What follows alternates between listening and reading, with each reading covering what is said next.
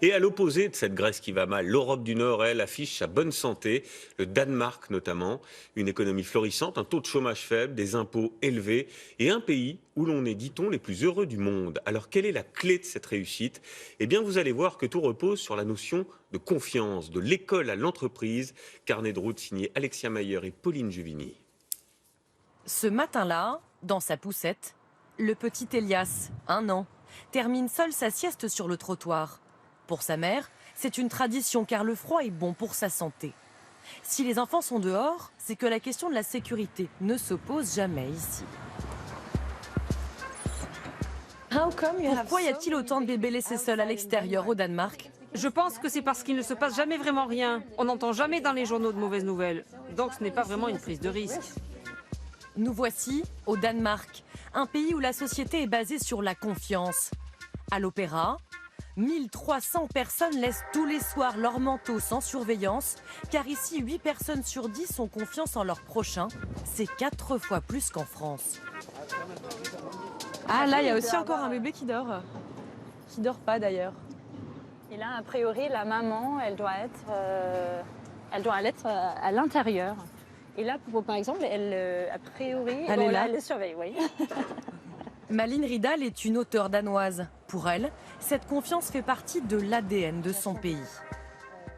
Pour nous, ça nous semblait tellement naturel d'accorder la confiance aux autres et aussi, nous, se comporter comme quelqu'un à qui on peut faire confiance. C'est une manière beaucoup plus positive et il y a une sérénité quand même de la manière d'aborder la vie quand on fait confiance aux autres. Et cette sérénité se constate aussi dans les rues piétonnes de la capitale danoise. Ici, la plupart des enseignes exposent une partie de leurs marchandises à l'extérieur, sans surveillance, sans antivol. Là, c'est 400 couronnes, 450 couronnes. Ça fait combien en euros? Ça fait à peu près 60, 65 couronnes. Il y a 600 euros de ce côté-là. Pareil ici, donc il y a 1200 euros de marchandises et pourtant c'est à l'extérieur. Oui, mais enfin, à la fois, il y a la base de confiance, mais personne surveille, mais tout le monde surveille. Je pense qu'il va y avoir une réaction de passants. Si là je prends un manteau et que je pars en courant, les passants réagissent. On va pas faire le test. Non. Pourquoi une telle confiance? Ce pays de 5 millions d'habitants fonctionne comme une tribu, un groupe uni, une société égalitaire. Pour en savoir plus, nous avons posé la question à Morten Frederiksen, sociologue et spécialiste de la question. Ce qui est caractéristique du Danemark, c'est que nous sommes un pays homogène à plusieurs titres. Le pays est culturellement homogène, les inégalités salariales sont réduites aussi. Donc les gens pensent se comprendre, se connaître fondamentalement. Et c'est l'explication du haut niveau de confiance. Les gens pensent connaître les envies et les intentions des autres. Et la confiance, cela s'apprend très tôt. Dans cette école, dès l'âge de 8 ans, la récréation se passe en plein cœur de Copenhague. Les élèves traversent seuls la rue pour jouer à l'extérieur, car ici, ils sont responsabilisés dès leur plus jeune âge. Hello. Bonjour. Bonjour Alexia. Merci de me recevoir. Thanks for having us. On commence? Oui. C'est l'heure de classe. Maintenant. Ok. Est-ce que vous vous souvenez du sujet du jour? On parle de quoi aujourd'hui? On parle de confiance. Une fois par semaine, les jeunes Danois abordent des thèmes de société en classe, et ce, dès le CP comme ici. Ces discussions d'une heure développent très tôt leur empathie. Ça fait quoi d'avoir confiance? Et en qui on a confiance? Escar?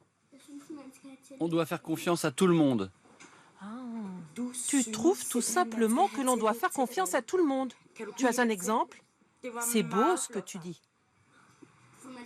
On ne doit pas simplement penser qu'à soi, il faut aussi penser aux autres. Il faut être gentil avec les autres et se mettre à leur place. Résultat, la confiance est profondément intégrée à toute la société. Le Danemark est le pays le moins corrompu au monde. 8 personnes sur 10 ont donc confiance en leurs institutions. Et conséquence inattendue, les Danois sont enchantés de payer des impôts, même très élevés. Pour le comprendre, nous sommes allés rencontrer cette famille. Merci de me recevoir. Merci Je suis en train beaucoup. de préparer le dîner. Klaus Krad et Merether Enholt sont imposés à 47%. Ils vont servir à C'est ce qu'on a des bonnes écoles. C'est gratuit aller chez le médecin, on ne paye rien. C'est gratuit à l'hôpital, on ne paye rien. C'est tout le contrat de confiance qu'on a entre Danois et l'État et les individus, quoi. Un contrat de confiance qui pourrait même se transformer en bénéfice. La majorité des entreprises danoises l'ont compris. Bonjour. Bonjour. Bienvenue. Merci. Dans cette entreprise de programmation informatique de près de 100 personnes, pas de contrôle des horaires ni de l'efficacité des salariés.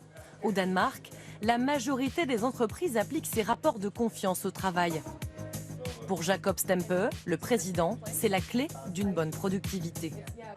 Dans une entreprise basée sur la confiance, pensez-vous que vous puissiez gagner plus d'argent et que les employés sont plus efficaces? Je le pense sincèrement. Je pense que nous avons plus de facilité à garder nos employés et nos clients ici, parce qu'ils sont plus contents. Ce qui veut dire que nous n'avons pas de fuite de talent. Ce qui veut dire aussi qu'on garde nos clients plus longtemps que nos concurrents dans le monde. Entreprise, famille, école. Dans ce pays scandinave, la confiance est donc un des piliers de la société. La clé du bonheur? Peut-être bien. Selon les sondages, année après année, le Danemark est le pays où l'on est le plus heureux au monde.